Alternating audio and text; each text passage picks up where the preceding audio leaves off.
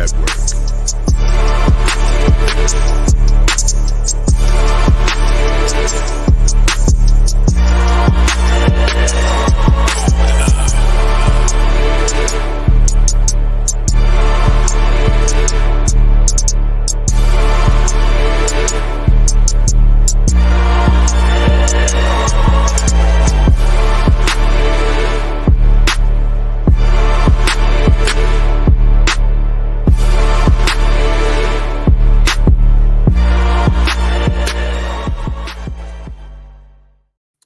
Welcome back to the forecast. It is the two cast right now. Two. We should have Wilkes coming in. Doc will be out for this week and next week. Got some things he's taking care of, so he'll definitely be back here soon. But we coming at you again.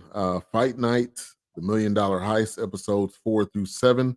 There's one more episode which will be released on, I believe it's Wednesday or Thursday. So we'll go ahead and round that out at the end. But man, back again. Enjoying the series as we continue to talk about it. I think it's just the flow of the series and everything that comes with it is high quality, like we've been talking about. But how you doing, A-Trap? I'm a little sleepy, but I don't know why I'm sleeping. I'm usually up at this time. So I need to look. Yeah, you need a little pick me up. Need a little Red Bull. Pick me up, man. Hey, tell how Alfred bring you a Red Bull. I'm not now, man. He be shaking. Maybe it's all this extra hair on my head and face. I hear you, man. I hear you. Oh, man. All right. It's been a long week. It's only Monday. I was about to say it's been a long week, but it's only Monday. Hey, man, I've been at work every day, though. It's my first. Yeah. Today will be my first day off. Yeah, I hear you. I don't know, man. Yeah, so if you don't have Peacock, that's what this is on. Hey, get that free trial, baby. You may find something else on there you like. If you like anything NBC related, this is what Peacock is. So again, $1 Million Heist episodes 4 through 7. So 1 through 7 are now available. You can go ahead and watch them, binge watch it. Shout out to Theodore Harper Blue Streak. Thank you for tuning in. Appreciate your support as always. All right, so kind of getting into episode 4. So there will be some spoilers. If you haven't seen it yet, it's your bad. It's been out for a month. So it's your bad. What happened on Power too? Right, yeah. And Game of Thrones, will tell you about that one too. But so Detective Hudson, which is played by Don Cheadle, again, underrated actor. Man, the what he's been doing in this series to me even shows his talents even more. But he's on the case for this entire robbery. So just to catch people up, there's a robbery that happened.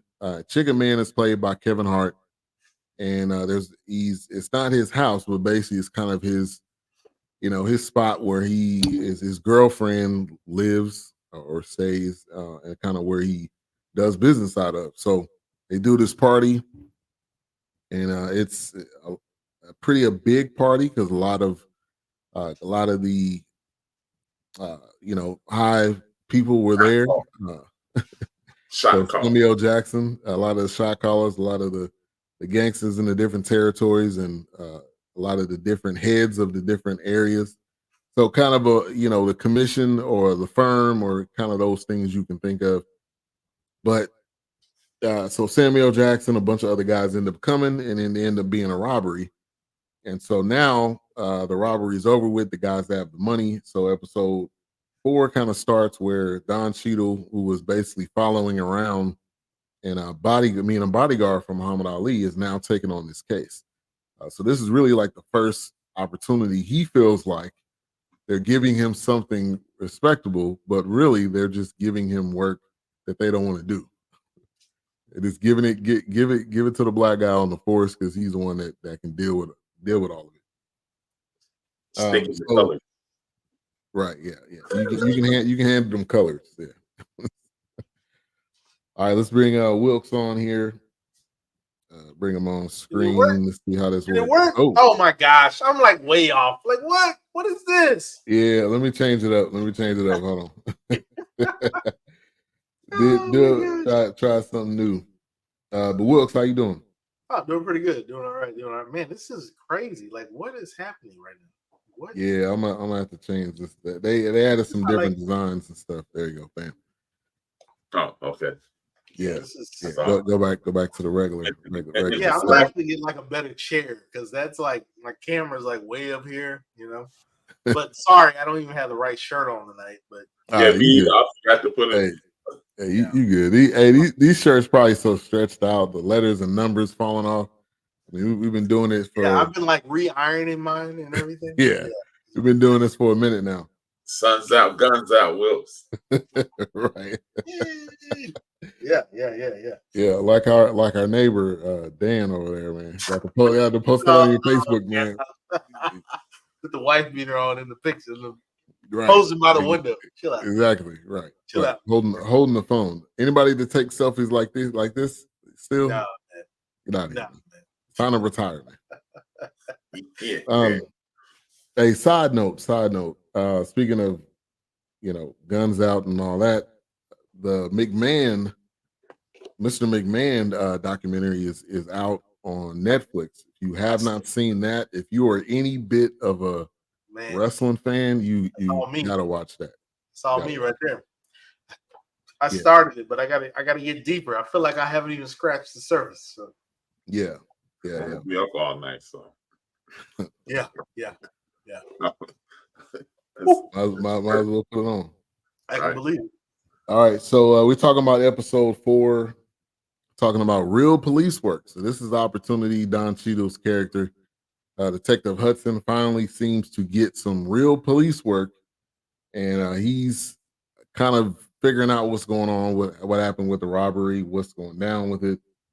I think one of the kind of the interesting parts of this whole series is that the detective, it was just kind of given an assignment to watch Muhammad Ali, but it wasn't really a real assignment. He felt like you just going to give me busy work, right? And now he's really in the thick of it, and everything starts kind of hitting the fan, which we'll get because they knew he was a hard-nosed cop, and they don't want him to be a hard-nosed cop, right? And so it's like it's gonna go deeper than what I've been investigating, and then it leads back to the top of the source, and we don't need you to be clever. We don't need you to do all that. We just need you to fall in line, and we turn a blind eye to the BS and all that other stuff.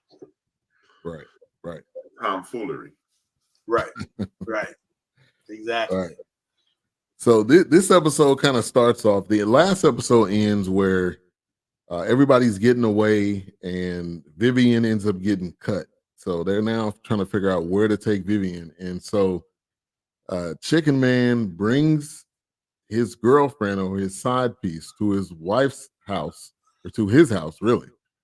And the whole looking sideways at each other and all of that made that scene even more interesting. But I think to kind of A-Trap, to your point we were talking about last week, they knew what the deal was. She still helped her. Right. And they still kind of dealt with it, even though they had some animosity between each other. They really didn't want to be in the same room with each other. But Chicken Man, hey, y'all can deal with it. I'll be right back in a minute. Right. And that's I feel like a lot. I mean, it's so funny just that scene, or just talking about that. Yeah. I mean, how many blues songs are centered around that? True. A ton. I remember growing up listening to vinyl, wax. As I was getting older, I'm like, oh, he's stepping out. Oh, she's stepping out. I was like, So I mean, it was definitely one of those things that was going on. People knew it was. I mean, even if you go back to BB King, just blues, period, music, period. It was writing a tale of what's been happening. So when I saw that, it was just like, oh, they know what's going on. I mean, ain't no Yeah, we just a pawn in Chicken Man's game. Right. Exactly. Yeah, but both of those characters were cast well. Go ahead, A-Trump. It's funny. I think Chicken Man is partially being misjudged in this whole thing. I mean, he's a grifter. 100. He's a grifter, but they make it seem like he's this selfish individual. He's terrible. Yeah, he's a horrible individual, and he's just not. He a fast talking, double talking dude. But as he stated, as we'll get to it later, he's not who they portray him as. Right. All that other stuff is just side noise.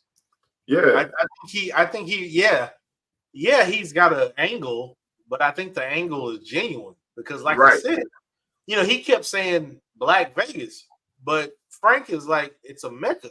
I don't see Black Vegas. I think they both converge on that because it's like, they can be both. Well, absolutely. Yeah, they can be both at the same time. Yeah. Exactly. Every time I'm in Vegas, I feel like I went to Mecca. Hey, I mean, it is what it is, I do a lot of praying when I'm there. Do a lot of make money. Yeah, 36 on. Yeah, 36 on red. Let's go, baby. Right. Man, so there's been some inner turmoil going on with Frank and the firm and his whole crew. They felt like he's kind of too old to be in charge, and he's not making the decisions that they want. But shout out, man, to Clifton Powell.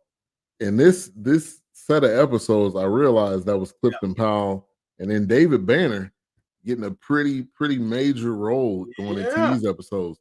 So talk about David Banner, Wilkes. When you noticed it was him and man, I kept seeing, I was like, man, this guy looks so familiar, but he plays the role he does so well. Yeah. And it's so funny because growing up, I've seen guys like this here in Dallas. I'm sure A-Trap may have come across. I've literally been in convenient gas stations and seen dudes like this on the weekend, man. Yeah. I mean, the same lingo, I grew up around that. So he was on point to me because that's the things I saw when you went to a barbershop, you went to a liquor store, you went to a convenient gas station. Or you saw that LTD cut that corner, you already knew who it was. Yeah, you knew, right? You posted up at the gas station, you posted up at the car wash. I saw those things, and how David Banner being, I believe, from Mississippi, I can't even imagine what David Banner has definitely been introduced to. So, playing that role, that was just that was, oh man, that was just crazy. And it was good to see David Banner doing things. I think he kind of disappeared for a while, but I think the last thing I saw him in was Black Snake Moan. I think he was in that. Yeah. But I was going to say he may have been in some other things too. I could be wrong, so correct me if I'm wrong. I mean, a successful rapper turned actor, podcaster. I think he has a podcast too. Okay. See, I've only I haven't followed him since, but he's been doing his thing, man. When I seen him, when I realized that was him, because I mean, part of this I was kind of listening / watching. Yeah. So I was hearing the voice, and I was like, it don't sound familiar. Then when I seen it, I was like, wow, that's David Banner. I mean, that he definitely sharpening his acting chops. And he had a huge role. Oh, and let me tell you that line where he said, "Do something to make me feel good." I thought about Players Club. I was transported back to Players Club. Right. Do something to make me feel good. Yeah. I was like, oh. What's up, Ty Lutz? Thank you for tuning in. So it was just great to see it. I mean, I honestly, this is what I've said before. Like this kind of, I need more of this. I hope we can get this kind of gathering. It felt like a family reunion because the gathering of all this talent, this kind of creativity, and you didn't feel like the pressures of Hollywood was on it. Like, oh, we need the 21st Century Fox behind this. We need whoever the other big names, Sony Pictures, whatever. I just felt like this was just I can't even imagine the behind the scenes. It's Yeah. just like the harder they fall. I cannot imagine the camaraderie and the bloopers and the outtakes and the conversations and just those things. I mean, it's just it was great to see this. And I know I'm jumping way ahead, but that scene where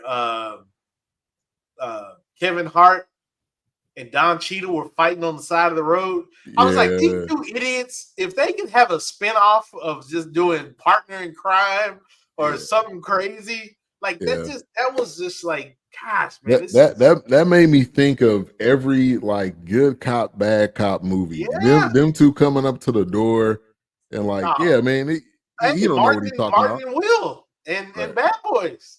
Right. And he's all like, this is, when he came up to the house and he was like, is that Mama Mamie on the wall over there, man? Yeah, I used to love her sweet tea. And then they walked away. He was like, that sweet tea was nasty. It was just so feel good because we haven't really had anything like that in a while.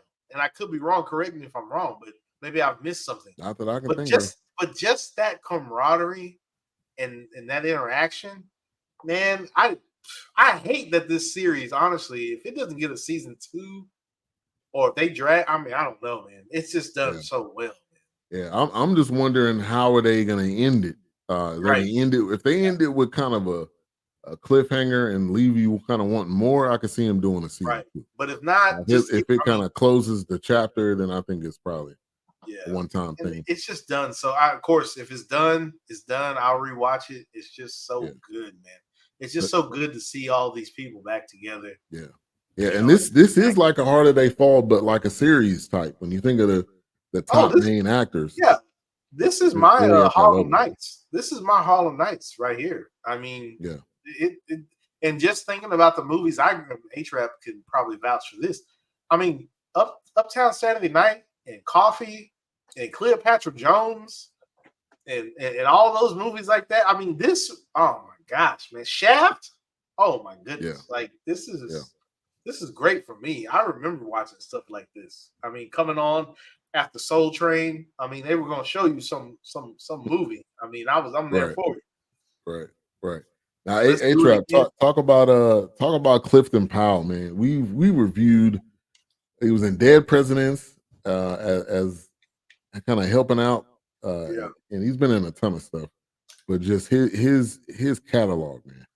Yeah, I mean Clifton Powell. Clifton Powell is like the quintessential Black actor, and I don't mean like Denzel or Don Cheadle. I mean, he's the guy who's been in every groundbreaking Black film. He was the pimp in Dead Presidents. He's been in a couple of those Gabrielle Union, Morris Chestnut's father, who dated Gabrielle Union. Was he the bad guy on Rock? He was Andre on Rock. Andre on Rock. Drug dealer on Rock. I mean, he is. I don't want to say what I was about to say. I'm trying to think of another word besides low budget. But what I'll say is community funded films. Community driven films. He is the quintessential actor in that. He is this generation's Fred Williamson. That's a better way to put it. He's this generation. And you know him immediately. There's no like, I don't know who that is. You know him immediately. He was in Menace. He was Chauncey. He actually, like, for a little while in the 90s, me and my guys who used to, like, you said something whack, we'd be like, man, shut up, Chauncey. Oh God. Could he could he be behind we lost him from the Wire. What's the gentleman's name? Omar? Yeah. Is it Omar? Is he kind of like, I mean, he's kind of like a Omar. Yeah, he's kind of like a Omar. He's been the OG. He was Tupac's OG in jail in the Tupac movie. I mean, he's the quintessential hood actor. He has chops. Don't get me wrong, but he's been typecast. And if I was him, I wouldn't fight it because, like I said, he's playing. It's working. Yeah, it's working. Father, He's always like, and then that's the cool thing. He's been the low level, grimy OG dude. He was Chauncey, in Menace, the Snake. He done been Pinky, and he the funny gangster in Friday. He been Andre on TV show, The Drug Dealer. He been everything. So yeah, if I was him, I wouldn't want to not be typecast because he has to look. He has to. It's working. Yeah. He look like somebody's uncle, man. You know, he's like the uncle, the eternal uncle. He's like the dude version and our communal version of Angela Bassett. Yeah. That's a stretch. But, Angela has been, she's Black Panther. What's that other lady's name? Mama, Biggie Mama, Yeah. Tina Turner. Yeah, he's been everything. So I'm rocking with Clifton Powell, man. And he was interviewed one time on a podcast, and he was like, people see me in these roles, and they think that's like how I am. They think they run up on me like, man, you was whacking that role, man. And he's like, man, I'll swing on people if I got to. I didn't know it was going that direction, but I mean, he's like, man, I got a family. Like, you can't just be coming up on me saying whatever you want. Like, I'm an actor. This is not who I am in real life. Right. And I appreciated that, because I think you have a lot of these actors that we see in a ton of roles, and we think that that's who that person is. Right. That's the furthest from the truth. I mean, you got to go through. He was talking about I had to go through acting classes. I mean, I went to school for this. It's not like I just became this guy. He's from Massachusetts. He's from one of the most prestigious universities in the world. Right. Clifton Powell, a thespian, actually, but facts. He pulling off that gangster. Right. What's up, Just Joe in the building? He said he was Shireen brother in House Party. Yeah. What? Yeah. Uncredited. He been all the He was the one that was sitting was he the one in the house when he was like fixing some of that Dick Gregory? Was he in? No, that was somebody else. I know what you're talking about. Fixing some of that Dick Gregory. Yeah, maybe he was in the house with them. And real quick, to Kendrick Lamar's point, is that the same name he's using in who went to Shireen's house? Is that the same? Maybe. Is he playing on that name? Probably. Hey, Kendrick stuff always be double entendres and double meanings, and like you got to listen to this stuff multiple times. Education. Yeah. Double entendre. Right. He announced the door for Gina. Oh, okay. Yeah. And then he laid on the couch. Yeah, man. Since a young cat, man, he's been doing so many things. So I just want to give him a shout out real quick. He might be he might be like Eddie Murphy. He might be the offset of what's his name? Charlie Murphy. Charlie Murphy. Charlie Murphy. He's the actor version of Charlie Murphy. Charlie Murphy. Like, man, don't get whooped out. Right. All right, man. So Frank's trying to get to the bottom of things. He already was skeptical of Chicken Man from the beginning, and then how this whole thing goes down. So then, when the muscle kills Silky, and he go, that was funny. All right, he get choked out. He just goes, like, I was just like, really? Come on. Yeah, that was comical. And then Tommy kills himself. That was the youngest. No, that wasn't the youngest, because the other Baby Ray was the youngest guy. Baby Ray was the youngest. Yeah. In the robbery, but this kid, man, he was already shook while he was there. And then they didn't. The detectives and the police they didn't care, so they just left him in the room. I don't know how long he was in there. But once his sister was his cousin. Once she died, I knew he wasn't gonna be right. It's over after that. Yeah. He was gonna either snitch or he was gonna go away or kill himself, which he did. He did both. Pretty much. Yeah. All right. So that kind of ends round 4. They call it real police work, and then round 5, Ambition Ain't Free. Chicken Man and it take his family on a run. And this was, man, we've seen this moment in a ton of movies where the wife is packing up the car with the kids, and he's like, "Please, baby, don't leave. I'm trying to figure some things out." And she like, "You can't figure nothing out this time, Chicken Man. It's over, man. It's over. Beyond that." Right. We beyond trying to figure stuff out. Like you're not even being honest. You're not telling me what's going on. You're not telling me what happened with the robbery. Also another funny part was she was like, his Christian name is Gordon. His Christian name. Can somebody help me out? I didn't look it up, and I should have. Have we reviewed something with her before? Or she looks awfully familiar. Maybe something I've watched. She looks insanely familiar. I couldn't figure. I was out of everything today. I would have looked it up. Yeah, but she looks insane. I was like, either we reviewed her before, or I watched something by myself. Girlfriend or something. She played the same type of role in another movie. Exactly. I've seen her before. She in the singing sister song in the joint was she one of the sisters? Oh, the Christian girl. She may have been. Oh, she was in 1001. We reviewed that one. She's in P Valley. I haven't watched that. Wow. But I mean she's been in a few things. Yeah, P Valley is out there, man. I'm probably not turning that one on. Yeah. P Valley way out there, man. She was in Coming to America, the remake, the part 2. Who was she? That's probably why I deleted her from my mind. It says Servant Girl number 2. Nah, I probably she had an uncredited role. Yeah. But she played that role well. But they're trying to get away.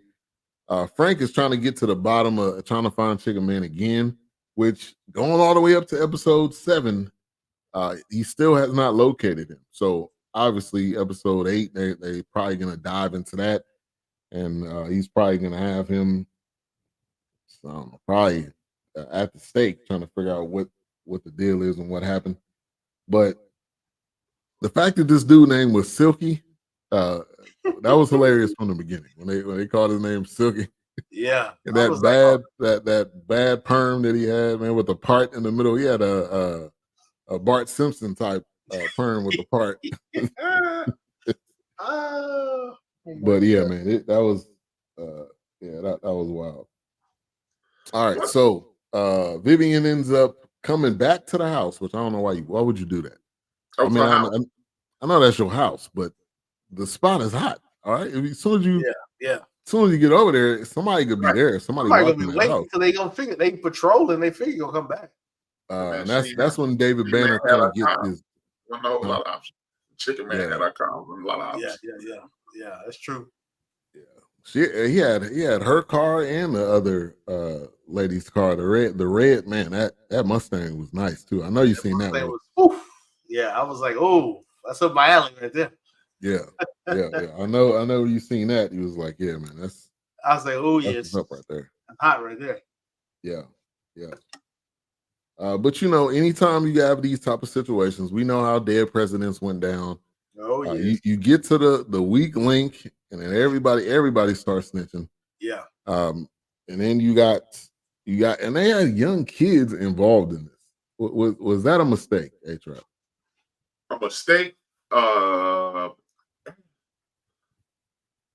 don't know if it's a mistake because it's not like they had. See, okay, we also have to look at it from a different time. People age differently then, This is more drink mature. out the water fountain, no helmet on your bike, no seatbelt. This seatbelts were an option. Right. The 70s, they were kind of like the 50s. The 70s, the 50s, the 90s are transitional periods. When you're in the 70s, you are ending segregation, entering the free will world. Then in the 90s, you're entering this technology world, and then coming into now. So the 70s is the end of young people doing exactly what they want to do. But I look at the 70s And I think about Nas. I know that's crazy because me and Nas were born at the beginning of the 70s, but Nas literally went to his parents and had a conversation and dropped out of high school. That wasn't a rare occurrence in the 60s and the 70s. You know,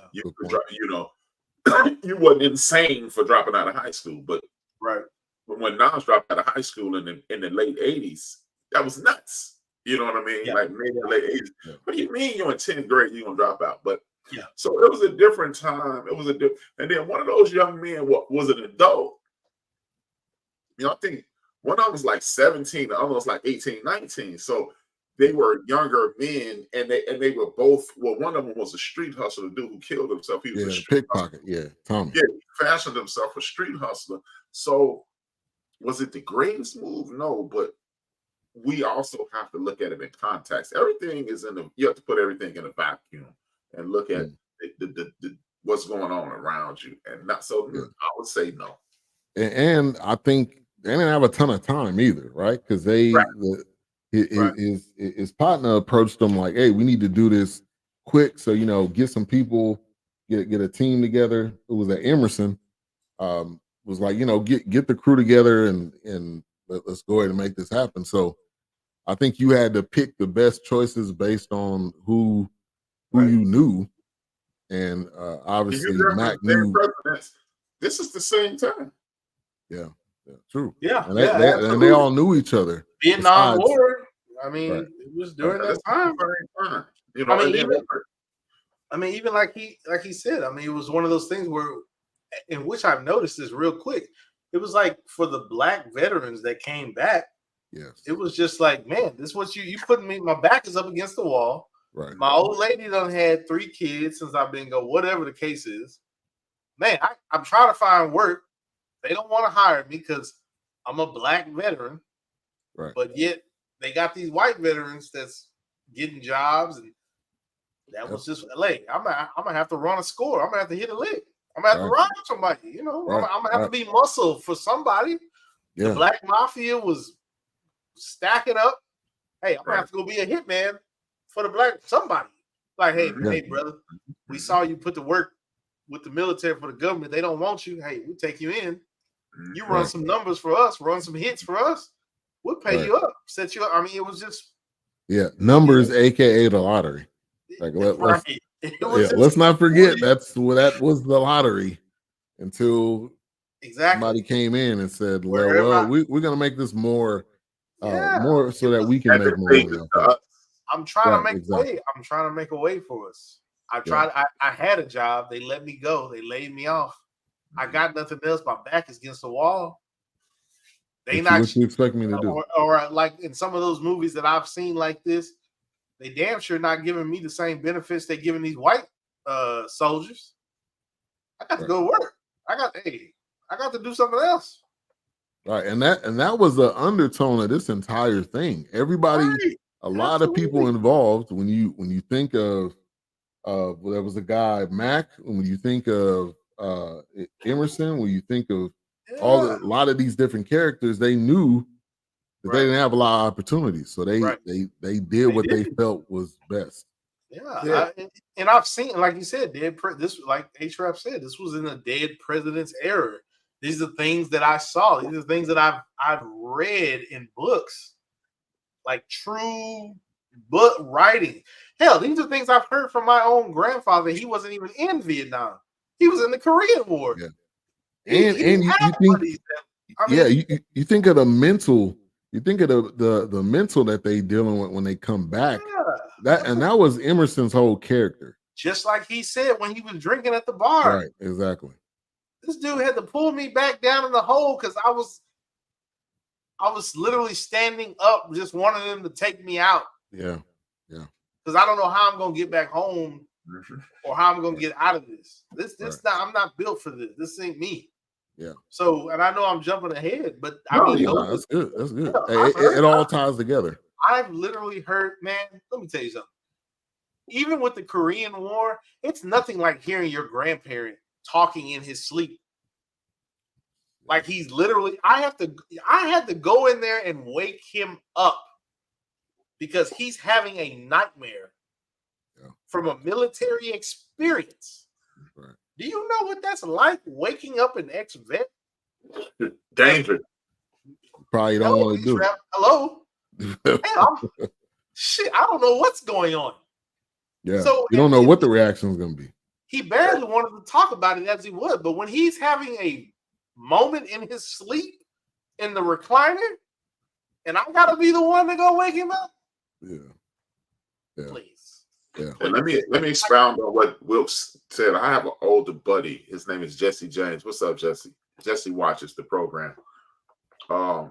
He told me this. This is how we became friends. Well, it's not how. This is a portion of our friendship. He used to tell me about being in Vietnam. He did 2 terms, and he said it took 3 years for someone to be able to wake him up.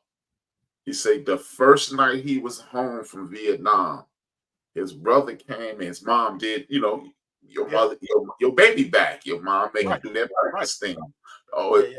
Let's do this family thing, because that's what we were doing in the 70s. Everything, community was still the thing. Yeah. He said his brother came in and said, "Hey, mama making breakfast." He woke up and broke his arm because he was so programmed.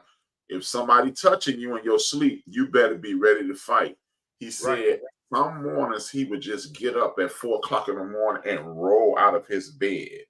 So to Wilk's point, that factor that in, along with the discrimination, along with the poverty, along with the inadequacies of I can't take care of my woman, I can't take care of my child, I can't take care of my family, I'm a burden, and I'm doing all this, going through all this psychosomatic. Like my cousin told me right now, he married into the family, but my uncle, shout out to Uncle Ed, down there in Terrell right now, a few miles down 80. Yep. He said they teach you how to turn it on. Yeah. They don't teach you how to turn it off. Yeah. He was like, you trying to get an office job and something crazy goes off? No, man, you're not. What? He's like, no, they teach you how to turn it on. They just don't teach you how to turn it off. And Ed's got to be at least maybe in his late 70s, pushing 80. Yeah. And of course, he went through a lot. Of course, I remember him in Desert Storm and Desert Shield, and I'm sure he goes back further than that. But just growing up in the 90s, I had people in Desert Storm, Iraq, Iran, Saudi Arabia. Oh, I had people in the Marines and Army. So, and just to listen to Ed and listen to my grandfather in the Korean War, hey, I could only imagine. Turn it off. Yeah. And you know what? Just and this is what annoys me. This has nothing to do with the actual war, but it does have something to do with turning that aggressive nature on and not being, and it takes time. Yeah. I personally struggle in office settings, not because I've been through a war, because from age 6 until I was an adult, I played this game called football.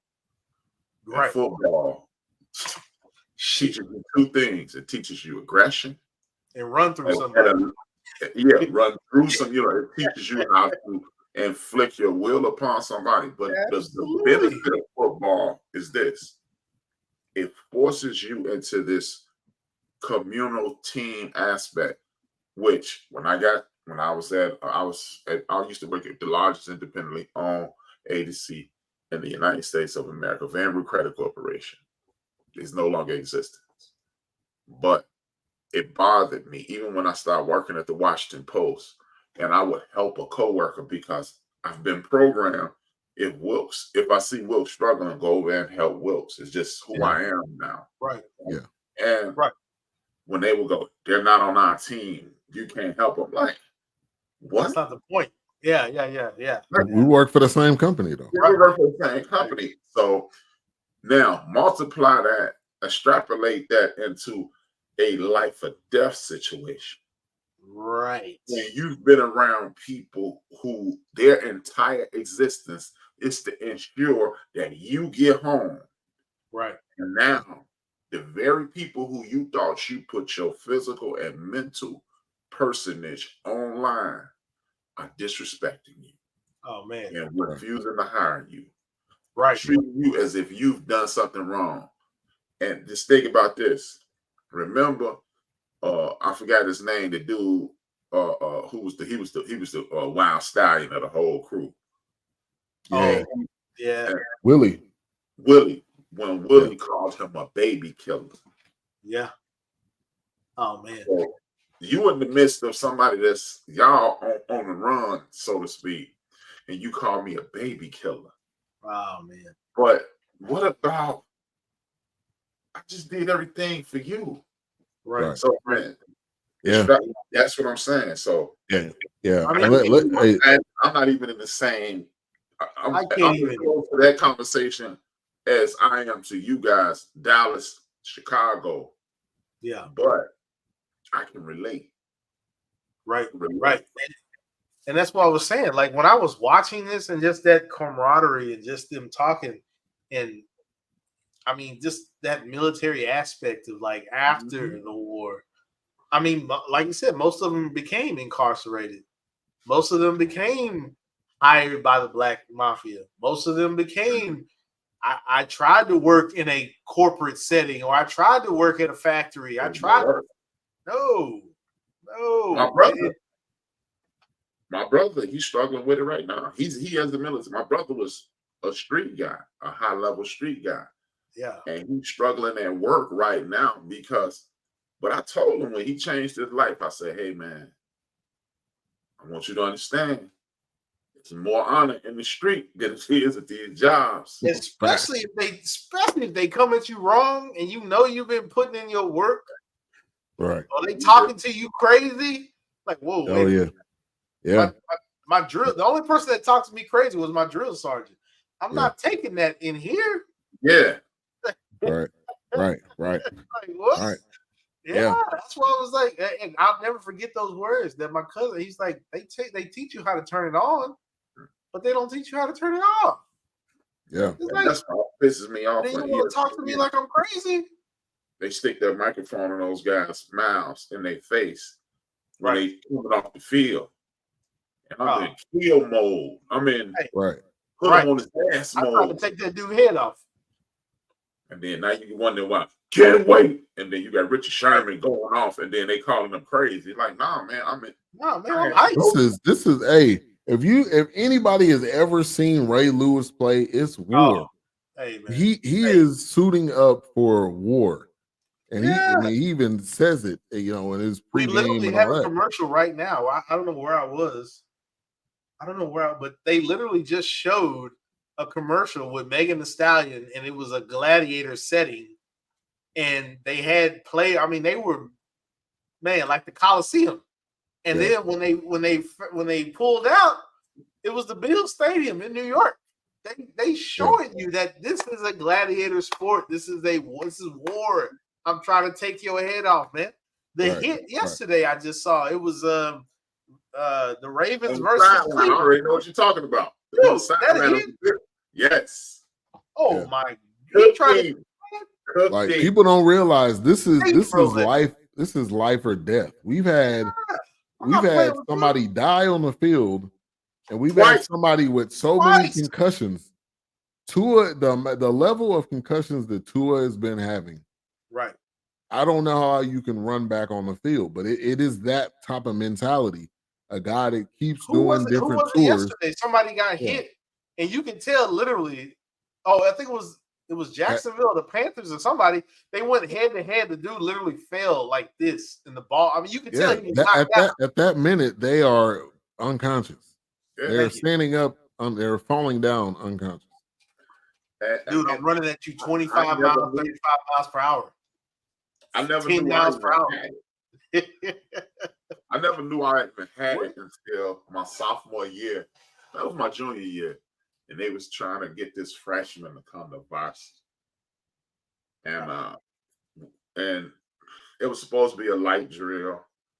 And Shorty stiff-armed me up under my face mask. He snapped my neck. And I just said, all right.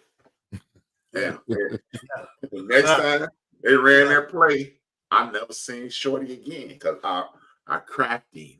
That's what I'm saying. And I'm trying to mess your world up. Okay, I thought this was a walkthrough, but we'll see. I've done that to 2 people. This one dude, he was chirping, and I never knew I had it until he was chirping and chirping. Hey, that's why they call it a gladiator sport. It's my job. Hey, they literally had to start calling what is it? Unnecessary roughness. Sportsman like. I'm literally picking you up off your feet and slamming you into the ground. What are you talking about? Yeah. What? I'm trying to eradicate you, man. Yeah. And let told people I'll lock your bowels up, dog. Hey, we all remember the program when their whole goal was to hit people so they nose is not up. I'm trying to knock you out, man. LT, we out here coked up, man. What you talking about? LT out here coked up. You never know that you have it until you turn it on. I'm trying to run through you, man. Right. And the crazy thing is, this is something that most football players never talk about. You turn it on, and then at the end of the play, you turn it back off when you walk back to the huddle. Right. Yeah. Yeah. And then when you turn back around and face, it's back up. It's back on. Right. Yeah. It's back on again. So just imagine living up. I'm living up for 6 months. You are up for 6 months. Yeah. You are living on adrenaline. Man, I'm trying to destroy you, man. Yeah, and that's kind of a perfect segue to the character Willie, who, I mean, this dude was from the minute he stepped on the scene. He was it was a hothead. You already knew that any opportunity he had, he was about to prove a point, and he was about to handle people. Right. So he played that role perfect. So shout out to Miles. Even one of Frank's guys said, he done killed before. Yeah. Oh, he's serious. Like the rest of y'all some punks. But this dude, right. But this dude right here, don't cross him. He don't kill. Yeah. But this guy's name was Miles Bullock. So shout out to him, man. He played that role. Excellent, man. That was beyond believable. I'm like, man, is this dude somebody like this said in real life? Tony. They said they like Tony Barker, the one that does the voiceovers.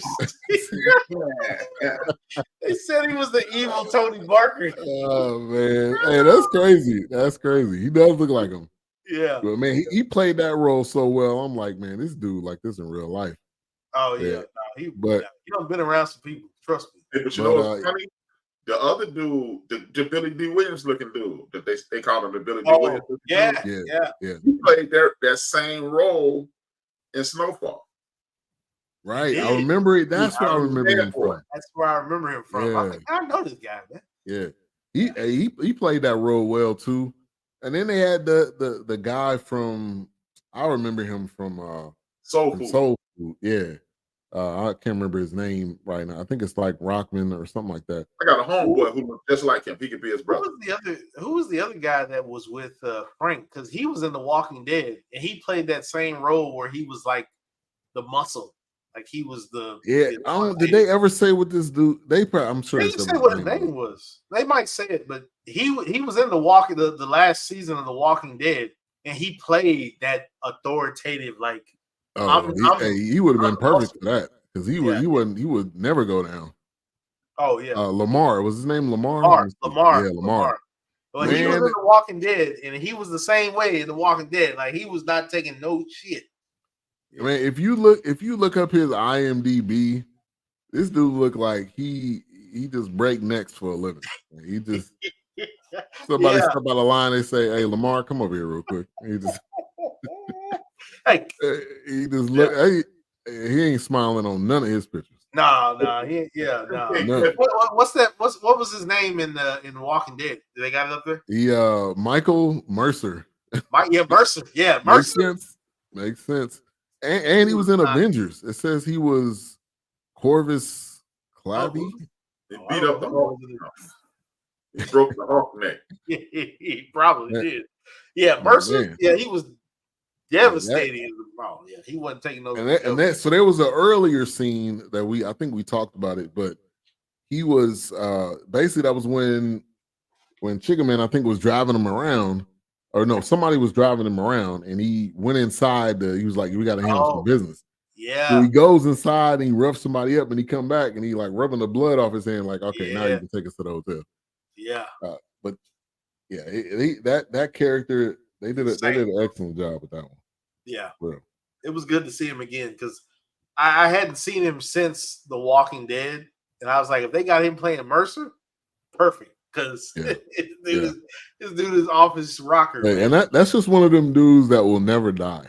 All right, it could be a shootout, and he just gonna get away unscathed. Somehow he gonna just be in the moment. And that kind of, and also the action scenes in this. Let's talk about that. The scene in the forest when they're shooting each other, and it didn't look 2D-esque. It didn't look when unreal. They pulled out that old school grease gun, I was like, oh, they serious. I was like, oh, they serious. They got the grease gun. I was like, oh, they serious. But it really looked like they took time and studied this. They took time and practiced it. It wasn't like they just went on and did it. And so I appreciated that, because sometimes you have these type of action scenes and you're like, that didn't look believable. No, they were going all in. Yeah.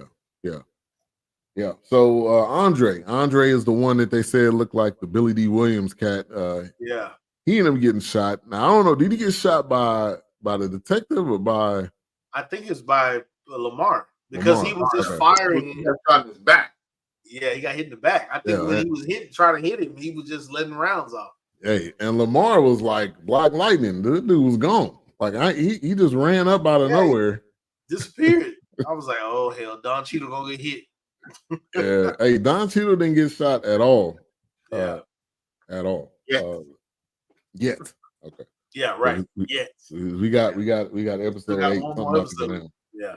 Well, I hope they got a few more episodes. Yeah. Unless they do a season 2.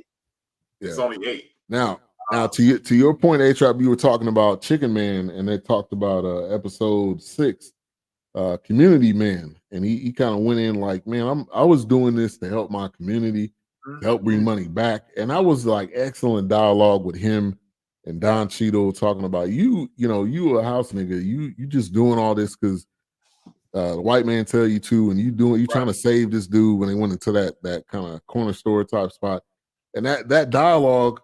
A-Trap, you talked about this last week. It's the microcosm of us in America. But talk about those scenes.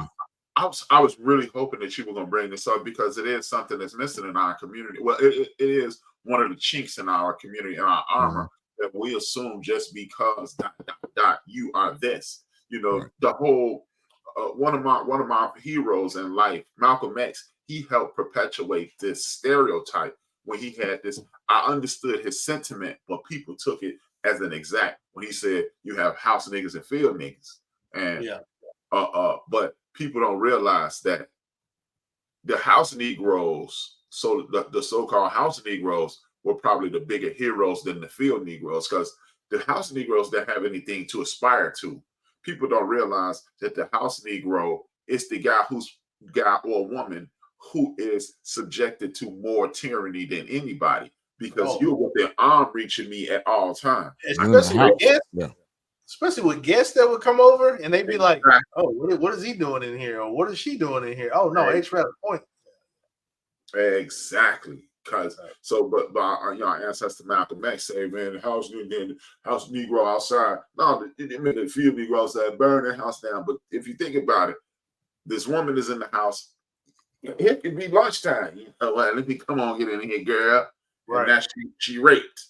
Right. Or the house of the Negro man could be raped. Yeah. So, exactly. This is a misconception. A lot of us are taking these jobs as means to an end, not because and to H-Rap's point, I think it's taught wrong in school.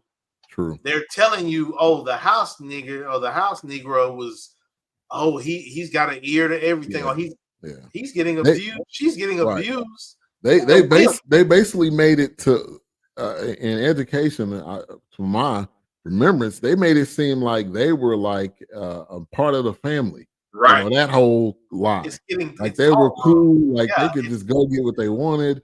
They were like everything. They were the nanny, they were the teacher, they were the maid, they were the cook. I think did we review one that was kind of hinting on that, where if it was the modern day, but they had him trapped in this like it was still Yeah. I know what you're talking about. I can't think of the name of it. Yeah, they made it seem like they were still like she was getting abused. Palmer, yeah, exactly. I mean, they were making it seem like you said, I'm gonna use you whenever I'm ready. But we've been taught, or if we didn't do the research, the lesson says, oh well, they were the house Negro and they were the help, and they had to do these things, and they were less, they were more, and the people outside were lesser. No, they're getting abused mentally, verbally, and the kids are using them. What are you talking? The kids talking to them like they crazy. Like they light skinned in the house. Why you think they light skinned, jackass? Right. Exactly. Reason they're exactly. There's a reason they're light skinned. Yeah. What? They didn't ask to be. It's kind of like the legend of Uncle Tom. Everybody go, man, you Uncle Tom. I hope so. That's not what that means. I hope so. I hope I am Uncle Tom. It's a true compliment. But people don't look at it that way. But they caught it wrong, and they twisted it, and they don't go back to try to research it. And they try to pin the two roles against each other. When in actuality, if we were there, they're not pointing at each other like, "Oh, you inside, oh, I'm outside." I mean, that was their family. No. Yeah. I mean, and honestly, it's so disconnected. They probably felt like, well, at least you're not out here getting whippings. Yeah, we out here getting whippings. Yeah. But even they had them, distorted or misled. Yeah. I mean, I'm getting whippings just because they don't have me out here whipping me. I'm inside getting the whippings. I'm getting raped. Exactly. I'm getting raped. Thank you. Yeah. That's what I'm. Yeah. The deception was always going. The deception was always James Madison, the enslaved Africans, they poisoned them. That's how James Madison died. Those Igbo women, they poisoned him to death. They slowly poisoned him because they hated him so much. Yeah. So I'm in the house. Right. I'm living it up. I got my feet up. Nah. Yeah. Right. Yeah, my feet up in the air while he raping me. Right. Exactly. And then taking the baby off and killing it because they don't have a mulatto. Right. Well, no, put him out there with the rest of them. Oh yeah. Put him. Oh yeah. Or they kill the babies. Yeah, depending on what it was, we either kill you or we kept the babies. No, you're right. Yeah. You're right. No, right. You're right. But I think that the difference in the conversation between Hudson and Chicken Man is, even though they had some disagreements, but they had disagreements the entire 7 episodes so far. Yeah. They knew that, okay, we can help each other. I'm not in, Hudson ended up getting suspended, which that shouldn't have happened. But he had to punch that dude, man. He had to punch that cop. Man, at some point, they was about to see each other. It was going to be either at the precinct, on the street, somewhere, and it was about to go down. But they knew that they could help each other, and they had their disagreements. But I mean, hell, Chicken Man was really holding it down in this kind of side cop role, and he had some of the game that Hudson didn't. So they were really good partners. And you know what? This is the double entendre that you were speaking about.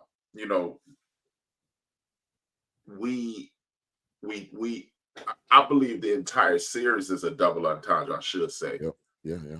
We can disagree, but at the end of the day, we need each other to get what we want to be. Yep. And that's the prevailing message I continue to see throughout this entire situation. Silky or Slim, what's his name? Yeah, Silky. And Kevin needed him. Chicken Man needed him to move out. He bumped the other dude, but he needed him. And then you needed the military dude, and then you needed these young men, and then you needed the lady, and you needed this, and you needed that. And Taraji and the other light-skinned lady, they couldn't stand each other, but then at the end of the day, they needed each other. All the ladies stepped out on her, but the one lady who was our adversary, she needed her. So the entire series has been the ultimate double entendre. To piggyback off what Will said again, this is us talking to us. There is no outside Hollywood influence, which I hope the Will Smiths and the Martin Lawrences and the Tyler Perrys and the whoever else who has a piece of change in their pocket. Yeah. I hope they're watching things like this. Right. And they're saying, you know what, we could just produce our own films now. Hey, this is big. I mean, they even I don't know if A-Trap noticed this, maybe he did, and I told Ben they had an opening night for this, like it was an Academy Award or like a red carpet type. Red carpet. They literally had a red carpet opening night for this movie. I'm glad. That's why I said when I saw this, I was literally thinking, man, this is the next Harlem Nights to me, because there's just so much talent. Whether it's the young talent coming up, old school talent, teaching new school talent. I loved it. I loved it. That's why I said even that scene where Kevin Hart and Don Cheadle were fighting on the side of the road, I was thinking, man, they could do a spinoff with them just trying to solve crimes or something. Because it's just, man, it was just done. Would be dope. Now that you're saying that, Wilson, would be dope to have Don Cheadle retire and then they solving crimes together. That's what I'm saying. It was just done so man, you could go, and that's the greatness of a series like this, which you rewind back. That's why we had so many spinoffs, because there was so many stories. It could be a new Starsky and Hutch. It could be the Mod Squad. Anything. It was just you have so many stories within a story that you could they could do it. They could do a second season just on them two alone. They could do a second season on Taraji and her crew, because they just starting to get the numbers game going. This could go so many different ways if it's just nurtured well. And then again, some people might think, oh well, we don't want it to get too overdone, so just leave it where it lays. But I'm like, it's just too much potential. You said, to break off. Like Will Smith didn't need the Academy. He still made Bad Boys. He's still making movies. People still want him. The Academy is just some kind of party that you're in. Like, oh, we just recognize. I don't need you to recognize my efforts. Right. I know the quality of my work. Right. As much as they have independent studios, I mean, man, this was just done. Hey, you notice the studios didn't ban them. Right. Oh, they know better. Even Sony. Hey, Sony paid him double. Sony think still on Michael Jackson next. So what I'm saying, man, it was just done so. Man, this was like this as a grown man, this teleported me back to watching those black movies in the 70s. The music, the car chases, the clothes. It was just like, man, I remember the dialogue, the old school mall. You know, when they went to that mall, I'm like, man, the fact that they made it looked exactly. Now, I mean, I was born in the 80s, but to me, it looked exactly like what that mall would look like during that. Right. I love to see this. That's why I said I hope it doesn't die here. I hope something else is on the horizon. Right. With this last episode, you got so many different ways you could go that they're gonna leave. I believe they're gonna leave us like going into a season 2. And who knows? You know, Frank may not be involved. Yeah. You may have some of the people may not be, because spoiler alert, Cadillac planned the whole robbery. Man, the whole thing. I didn't think that at all. Yeah, I didn't think that either. And when I see this, it's just like, wow, it's one of those things where I think no Hulu, no Netflix originals, no Amazon originals have ever had an opening night. They literally had a red carpet for this movie. They knew what they were doing. They knew what they had. It's insane. It was just done so good. And Terrence Howard in that batting cage. Wow. He actually did play baseball in high school. So I was about to say, I think he played sports. I don't know the baseball. And he's from Chicago, so okay. Yeah, he was hitting that ball like he do that on a regular. It didn't look like natural. It comes second nature. Second nature. Yeah, because his swing was perfect. Because they teach you let go. Yeah, you go up, swing it. Yeah. You lift. You're trying to lift that pitch. Yeah, you lift the pitch. Yeah. And so his role kind of changed the way it really changed, because he was standing up to Frank, and Frank was like, "Man, you just do what your daddy did." And then, shout out to they brought Debbie Allen in on the 7th episode too. When I seen her come up, I'm like, man, that was a great cameo playing his mom. My second Hollywood crush, Debbie Allen. Yeah. Her sister was the first one. Oh no. Diane Carroll was my first Hollywood crush. Okay. And then it was Debbie. Well, third? Debbie would be third because it was Diane Carroll. I thought she was the most beautiful woman in the history of the world as a little boy. And then I thought Denise Nichols from Uptown Saturday Night, Let's Do It Again, Fame. I thought she was fine. And then I saw Debbie Allen on Fame at like age 10. I thought she was. I had a crush on Debbie way before I even knew who Felicia Rashad was. Well, she was Felicia Ayers Allen then. Yeah. Because she used to be married to the black dude in the Village People. Oh, really? Yeah, that's her first time. And see when I met Debbie Allen, she was on Fame, so she was that was my first introduction. I heard. I think it used to come on after like A Different World or something. No. It was way before then. Fame. It was like 21 Jump Street. It was like come on before 21 Jump Street. I remember that intro. It used to come on after a show I used to watch because that intro would come on, and then I would be like, "Oh, okay." For me, it was like 21 Jump Street, then Fame would come on, and then something else would come on. But Debbie Allen, that was my first introduction. Fame, Debbie Allen was that did. Yeah. My initial introduction to Debbie Allen is on Good Times. She played a heroin addict, JJ's heroin addict girlfriend. Really? He went to prom with her, and then and they were gonna run away, and they ran away to Indiana, and she was jonesing real bad and broke out. Hey, rest in peace, John Amos. Man, y'all watch that video I sent y'all? Man, that video was crazy. I was like, what? Yeah. A-Trap sent that on Saturday morning. I was like, what am I looking at? Yeah, that was horrible, man. I was like, wow, that's insane. And he was man, he died. They saying now. It was in August. Yeah. And that whole thing was in July. And that was just in July. That's what I'm saying. Yeah, that's what I was like. Yeah. Well, I wonder why it didn't come out. Yeah, when that came across my timeline, I was like, I thought I'd seen this before. Yeah. They shut it down real quick though. When it came across early, they were like, nah. Yeah. Man, so episode 7, as we kind of round things out, man, that's when everything really came to a head. Everything. 7. Well, the one with you're right. 7, 8 is Jekyll Island. And so, man, Emerson was he was drunk. He was snorting coke. He was under pressure from Cadillac. And then he says, all right, you got to take care of baby Ray. And then Willie is becoming, even though he was a hothead, he became like a father figure to him. Now, he wasn't leading him necessarily in the right direction. I'm a sociopath. Yeah.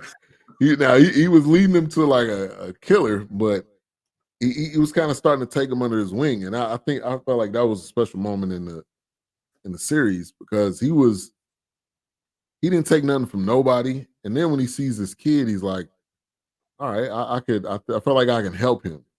And he helped him. He took him to his house when the landlord was messing with him. Right. So he made him tougher. And he was probably the youngest. He was probably like 17. Yeah. Oh, he's pretty young. Yeah. He was 16, 17 years old. Yeah. So they all end up going there. I mean, and everything just basically went down. Hudson and Chicken Man ended up following them there. They end up having a little party. And man, Willie's decisions, man. The club been closed for a minute. He's like, and they had y'all people that had the Otis. I think they had Otis Redding. Because he mentioned Otis Redding. Yeah. Right. And see, that's another thing I really appreciated about this and the Misha Green project that I continue to urge you to watch. No, I'm just teasing. But that's what I really like about these projects because they throw our history in without saying. Like what Keenan Ivory used to do anytime it was something good, he would pop in. They'll say something powerful. Keenan Ivory will pop in and go, message. Yeah. Message. And that's what they're doing in this. And I'm really appreciating that. Yeah. Yeah, man. It had the rough moments, but also it had these dudes have a heart. You know, you got Mac that could rob people off for what 6 or 7 hours, and then he's running up to the house like, man, what's going on with my daughter? Right. It shows the personal part of people, and that everybody is not just the villain. Yeah. I'm not just a killer. And Willie was that prime example, man, because when he told him, hey man, you got to kill Baby Ray, and he was like, nah, man, I can't do it, man. I can't do the kid, man. When he was like, is that even necessary? Right. Yeah. And that's when you knew, like, all right, he really cares for him. And if you watch The Departed, I feel like that was a Departed scene. Yes. When they shot each other, I was like, oh, that's straight Departed right there, man. That's I was like, oh man, I was like, you're taking each other out right there, man. So yeah, let's get to that. So that kind of the ending scene is Hudson ends up coming up, and he's like, all right, Mac, you're gonna have to go in there, and then Will come in, Emerson, and they're all kind of looking at each other, and Mac and Willie had beef from the jump, so they was like, all right, I knew something was going on with this. You not, Mac's not, or Emerson's not telling them what's really going on. So Baby Ray comes up and kills Mac, but I think he meant to kill Willie. No, I think he said, I thought you were going to shoot him. He said, I thought he was going to hurt you. Yeah, he said, yeah. Oh, I thought he said I was trying to kill you. I thought that's what he said. No, he said, I thought you were going. He said, I thought you were going to shoot him, or he was going to shoot you. He was going to shoot you. Yeah. Because remember, he had already told him, hey man, you come work for me up in New York, New York. Yeah. He's like, hey, he had already started filling his head with that promise and that information. He felt like he had somebody in his corner. Because his mom wasn't really in his corner.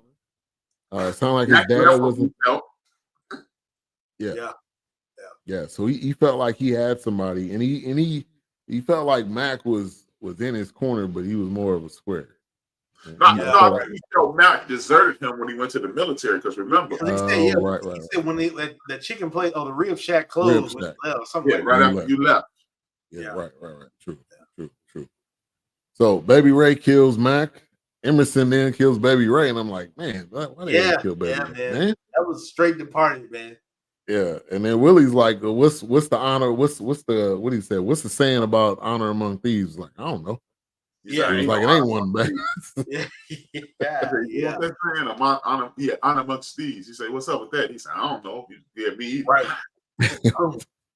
Yeah, man. I'm telling you, crazy scene right there. Yeah, that was eye opening. I wasn't because now everybody in the entire thing is gone. Well, Willie, let me see. Willie ended up surviving, right? He ended up because they were chasing everybody did. Hudson was chasing him.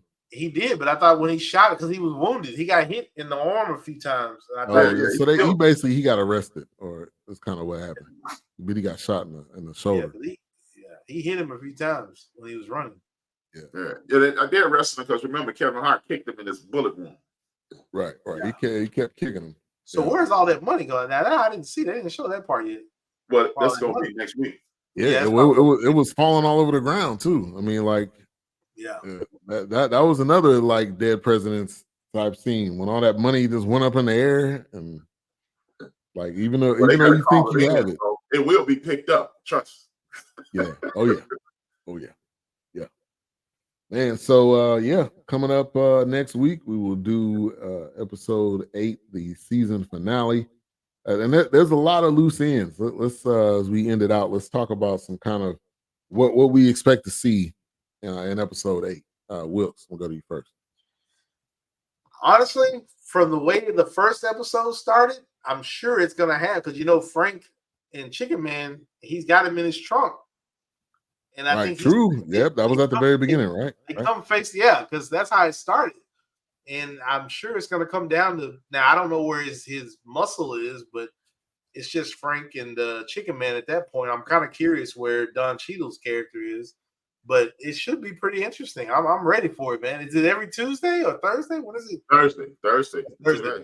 So I'm sure a lot of things are going to be answered, because he's just like, who said, I think he mentioned like well, who sent you or who took my money or something like that, or who robbed me? I think he kept asking in the first episode who robbed me. And that's kind of like when I guess he went into the story, but then they ended it with a gunshot, and then they went into what was known as the series. So I'd be curious to see how it all unfolds. Debbie Allen's intro at the end, her wanting the city, wanting to own. That means we got to see her again. Yeah, got to see her again. And for me, it kind of like put a new perspective on. So Frank, how did you become this hierarchy? How did you become into this power? Because did you knock off Cadillac's dad, or did you swindle? Because she said he swindled his way, or kind of slithered his way into power. So I'm curious to see how that all because Cadillac and Frank gonna have to meet in this episode, because that's all kind of coming to a head, and the same thing with Chicken Man. So definitely curious how all that's gonna go, man. A-Trap. Oh, well, this as we would talk, as you guys were talking today, it made me realize that there will be a season 2, because you can't complete this story in 60 minutes unless there's going to be a 3-hour ending. You can't complete the story. They opened the door for season 2, because now you got all the people who knew who started the robbery are dead. It involves Cadillac, because Cadillac does not have to kill Willie now, because guess what? He's dead, and nobody knows I set this up. Well, Willie going to jail. Yeah. I mean, who hired Willie? Yeah, right. True. Oh, he did. Yeah, you're right. Okay, everybody's dead who connects them to Cadillac. And it opens the door for season 2, because now Frank has to deal with Cadillac, his mother, and other entities, unless Cadillac just gonna jump out the window and be the Joker. You never knew, but right. Yeah. And he's probably gonna have the firm behind him. So now it's gonna be basic. He could be Frank by himself. He solidified himself by killing David Banner, and he gonna get everybody their stuff back. He reaffirmed his power because David Banner jumped out the window and they offed him. Right. And remember, he said, and once I save everything, this to let the organization know that Frank ain't the man, is me. But Frank is going to save the day. Yeah. So he reaffirms his power. Yeah. So season 2 is about between Frank and Lang. I'm interested to see. I like A-Trap said, it can't be no 60-minute, 50-minute. Yeah, nah, you can't fit it all in there. You would have to have a 3-hour season finale, which I doubt they would do that. Yeah, you got to have that. You got to go out with movie status on this one, man. Or like you said, open it to season 2 and leave you on a cliffhanger.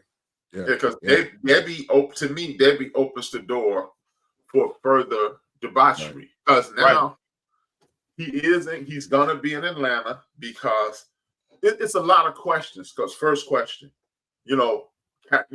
one thing, why would you introduce us to Debbie Allen if it's not gonna be a season 2? True. Next question, how does the Debbie Allen Cadillac play out? Third question, how does the Taraji Chicken Man Frank thing play out? Because Taraji has solidified herself in Frank's life, because she introduced Frank into a way to right.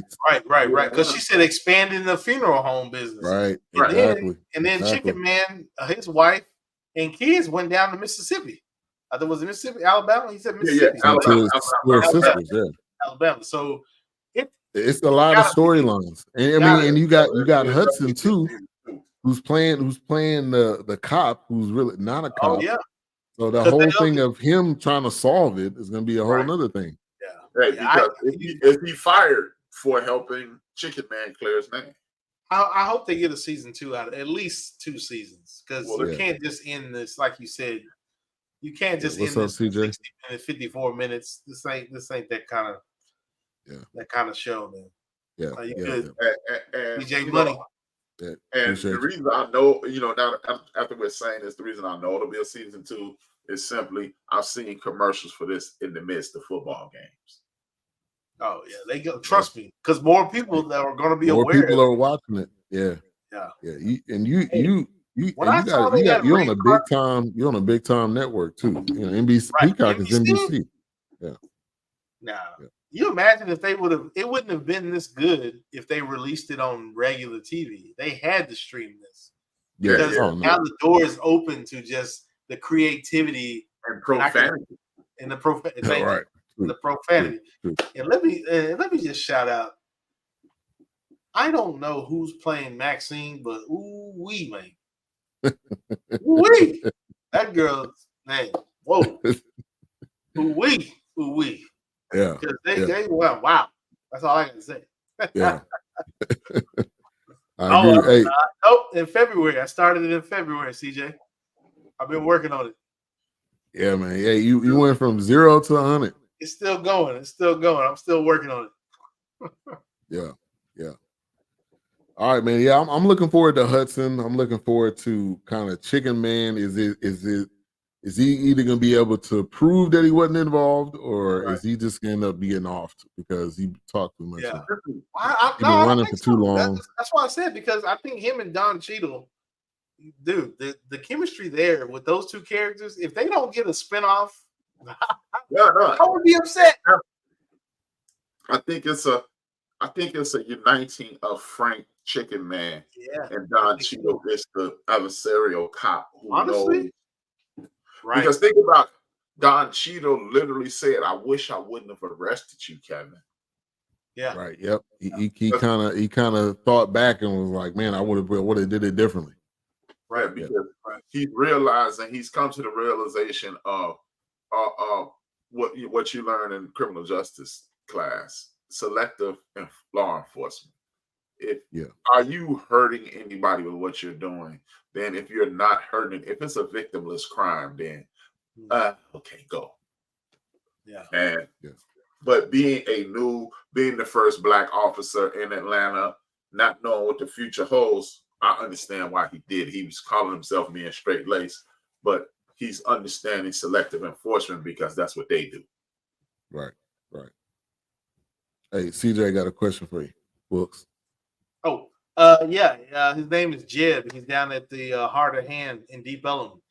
They actually, Elm Street Tattoos is actually in link with Heart and Hand. His name is Jeb, and he's in there. He's a pro. He's great. They got some nice ones down there, man. They're doing good work. So yeah, he's a busy man, but he's trying to get me set up. I got the other arm. I'm trying to go full suit. But I don't know if I can get there, but I'm trying. I'm trying to go full suit like the Yakuzas, but I don't know if I can get there. But we're going to see. Yeah. Looks like the Asian mafia.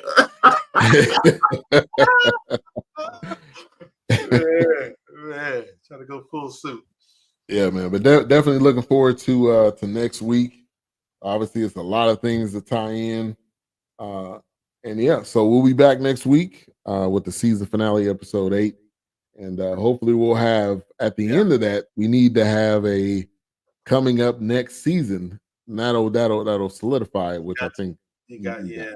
Even if you get season 2, I think that's enough. He said in Deep Ellum.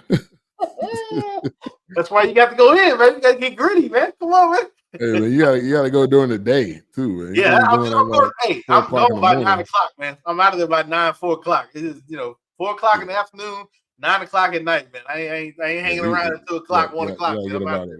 You gotta get about it. Yeah, I ain't hanging around, man. Yeah. All right. What's up coming up tomorrow on End of the Bench? Ironically, it's called Pick a Side. And I'm talking about how we as a community need to draw a line in the sand. If you're gonna be on the side of good or evil. Right. Can you distinguish the two? Yeah, can you distinguish the two? Do you know the difference? Right. And I'm gonna lay out a few scenarios in which we could be a self-contained unit if we choose to be. And it seems as if a lot of us don't choose to be self-contained. We are just accepting what's coming at us, and then we suffer for it. Yeah. Like, why are we paying so close attention to Puff Daddy and the child abduction rate in urban America, not Chicago? We're not even paying as much attention to sex trafficking, human trafficking, and it's like Well, anyway, but no, sorry. No. That's exactly where I was going. The child abduction rate is going through the roof in urban America. Right. And I'm talking that's Dallas, that's Houston, that's Chicago, San Diego, Sacramento, Oakland, San Francisco, New York, Milwaukee, Cincinnati, Cleveland, Detroit. The dude bumped into me today and said, "Hey man, can you help me out? I'm trying to get back to my hometown, Detroit." I was like, I ain't give him no money just because he said Detroit, man. No. Come on. We know, man. Come I on, used to man. know in French. No. Yeah. Chill out. Like get your rich ass on down the street. Right, man. Get out of here, man. Get your Grey Poupon having it. Right, man. Yeah, right. That ain't even real mustard. Get your ass out of here, man. Right. Dude be like asking for a sandwich. Or like, hey, you got any Grey Poupon on that? Nah, man. Right. Yeah, maybe you'll get your meat. Hey, it's meat and cheese, man. Just sit it in the sun. It'll melt. Come on, dog. Goofball. But yeah, man. So yeah, it's. I made a major league mistake in my show this morning. You know, I set up I got a studio for Hold My Beer and a studio for Build and Destroy. Yeah. And I started the Hold My Beer episode, so I had to do all this editing after the show. It worked out. It worked out because I had a lot of views. But now I have to make sure I do them right. And I really like that intro feature. I dig that intro feature. Have you checked it out? I have. Intro feature. Yeah. Now, for some reason, when I try to select it, I gotta scroll. I gotta scroll down a lot. Yeah. So they probably fine tuning it. Yeah, they still fine tuning it. It's a brand new feature, but hey, StreamYard definitely stepping the game up, man. But the damn price is going up. Yeah. Yeah. The rent too. More money. Yeah. They're like, yeah, we letting y'all slide with this these cheap plans. Now they're just saying they having 3. They had like 6 different plans. Now they only got 3. So no, they only had 3. Because they had like a $0 one. You're right. They don't even do that one anymore. I was on, and then the one that I was about to upgrade to is to what I'm paying now. Like I upgrading the inch now. Yeah. Hey, what's up, Gary Freeman, the philosopher? He says, I binge watched this over the weekend. Great show. Seems to be underrated. And it's an easy watch. The from episode to episode, the transitions are great. It's not like oh man, this was long and I didn't really get it. I'm not it all flows together. So they did a great job. So appreciate you, Gary. Just in case you guys haven't watched Average Joe on Netflix. Chef. And I've been wanting to watch that too. And he got a new stand-up, Deion Cole. Yeah. He's got 2 so far, right? Or 3? It's just this. Yeah, season 2 is coming up. It's just this transition. I gotta watch this. But you really shouldn't watch it until you watch LCC. I ain't gonna say that no more. Okay. Yeah, I know. I know, man. I know. Yeah. I'm gonna turn it on right after this. Sister Missy Green. You've been saying that shit for 3 weeks. Yeah, I know. I've been saying that. You're right. You know, God hear you telling that lie, right? Yeah. All right, man. Subscribe to BSG Network, Queen 3 and King, the forecast, the end of the bench media. Be on top of all the content coming out. We will see you next week. I don't think there'll be a Queen 3 and King tomorrow, but you can check out a replay. And the show is sponsored by Sheer Alternatives, 100% natural dental products. They also have sea moss. They also have coconut oil, and they're at the Dallas Farmers Market every Saturday and Sunday. Go check it out. And just besides checking them out too, the Dallas Farmers Market is amazing. A lot of great individuals, a lot of great products out there. Matter of fact, there's somebody down there right now. My friend was telling me about. They got a hot sauce I need to go get, so I may have to come on down there. Yeah, maybe what's the name of the guy? I bought some ranch from him. It is a hot sauce. It's a hot sauce down there too. I gotta go get. Yeah, you know me. Yeah, I know, man. You can get lost in there. You can spend You know me. You spend a G in there real quick. There's so many different things you can go. Rich guy, he's spending G's. Yeah. You said you could. I could. I'm not. I am definitely not. You said I can spend a G. That's definitely not. That's a tattoo for a dollar. But all right, go ahead and close this out, A-Trap.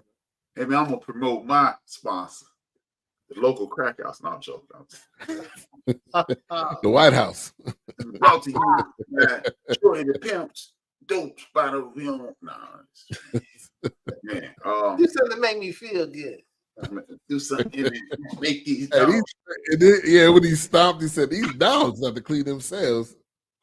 Yeah, that voice, man. That voice was great. Yeah, but y'all already know, man. This is the beginning of the month. If I owe you something, I ain't got it. And if you need it, oh yeah, you know what? I am gonna do I need to do my sponsor too. This dead serious sponsor. My sponsor is Style Guys. Everybody love fashion. Not many people love style. Look up Style Guys. www.styles.guys.com. If I owe you something, I ain't got it. And if you need it, get it from God.